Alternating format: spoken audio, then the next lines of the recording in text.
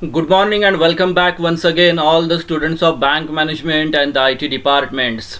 दोस्तों आज हम लोग जर्नी कंटिन्यू करेंगे with objectives of bookkeeping and accountancy. इससे पहले जो वीडियो हम लोगों ने बनाया था उस वीडियो के अंदर हम लोगों ने meaning of bookkeeping, meaning of accountancy, difference between bookkeeping and accountancy, इन सभी के बारे में हम लोगों ने बातचीत की थी। लेकिन आज हम लोग बातचीत करेंगे कि इनके ऑब्जेक्टिव्स क्या होते हैं। अगर आपका बेसिक क्लियर हो, अगर मीनिंग आप लोगों की क्लियर हो, अगर आपका डिफरेंस क्लियर हो, तो उस बेसिस पर आप लोग आपके ऑब्जेक्टिव्स इजीली बना सकते हो।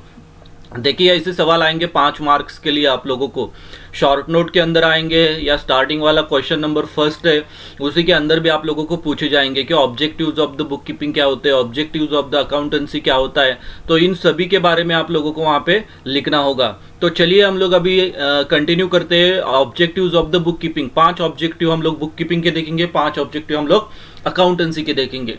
अगर चलिए अभी हम मुझे बोलिए कि बुक कीपिंग का मतलब क्या है। बुक कीपिंग हम लोगों ने देखा था तो उसके अंदर हम लोगों ने क्या बातचीत की थी।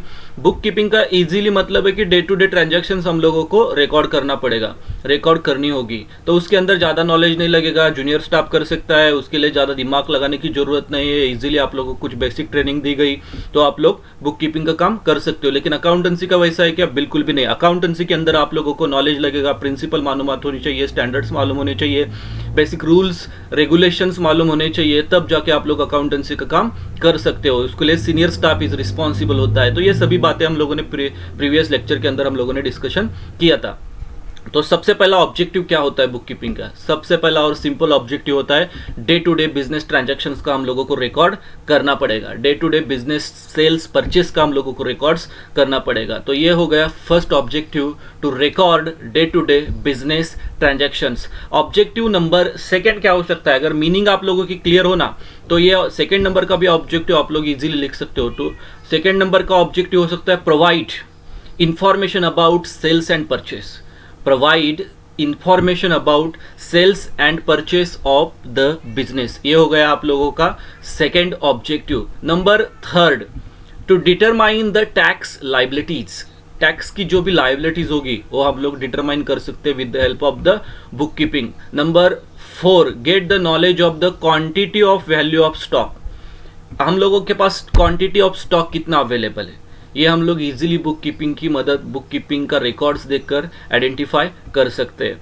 और सबसे आखिरी वाला ऑब्जेक्टिव होगा बुक कीपिंग का, to provide the knowledge and the information to the interested party. जो भी इंटरेस्टेड पार्टी होती है ना बिजनेस की, जैसे कि शेयर होल्डर होते हैं, डेटर्स होते हैं, क्रेडिटर्स होते हैं, ओनर्स होते हैं, उन लोगों को हम लोग बुक कीपिंग के थ्रू हम लोग क्या कर सकते हैं, इंफॉर्मेशन शेयर कर सकते हैं। तो ये हो गए 5 objective of the bookkeeping. सबसे पहला क्या था? To record day to day business transaction. Number second क्या था? To provide basic information about sales and purchase. Number third क्या था? To determine tax liabilities of the business. Number 4 क्या था?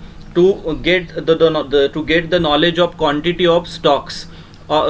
हमारे पास स्टॉक कितना है, क्वांटिटी अवेलेबल कितनी है, तो ये नंबर 4 हो चुका। और नंबर 5 क्या था? To provide the information to the interested parties. तो ये हो गए 5 objective of the bookkeepings. चलो अभी हम लोग पढ़ेंगे objective of the accounting. Accounting के ऑब्जेक्टिव क्या हो सकते हैं? To know the exactly profit and loss account position. हम लोगों की प्रॉफिट एंड लॉस अकाउंट की पोजीशन क्या है, प्रॉफिट हुआ है, लॉस हुआ है, ये कौन बताएगा? अकाउंटेंसी बताएगा, अकाउंटिंग बताएगा। तो प्रॉफिट एंड लॉस की बेसिक इंफॉर्मेशन कहाँ पे मिलेगी हम लोगों को?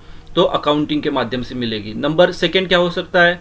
To recording the business transaction, to recording the business transaction in a systematic way and maintaining it.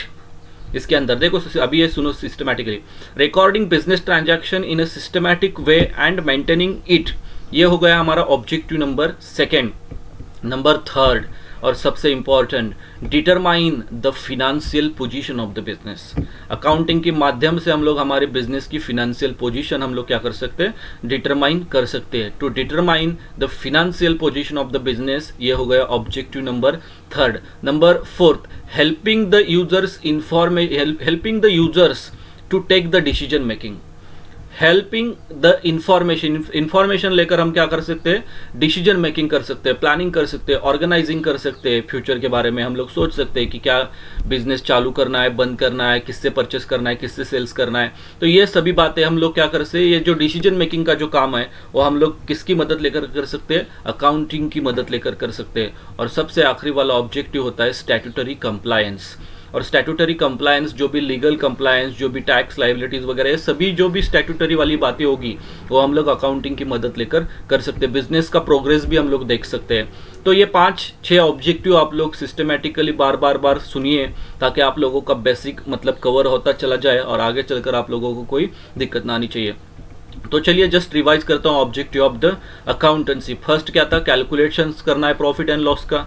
हम लोग प्रॉफिट हुआ है, लॉस हुआ है, हम लोग ये तय कर सकते हैं। नंबर सेकंड, बिजनेस के ट्रांजैक्शन तो रिकॉर्ड हम लोग करेंगे, लेकिन उसका मेंटेनेंस भी करेंगे।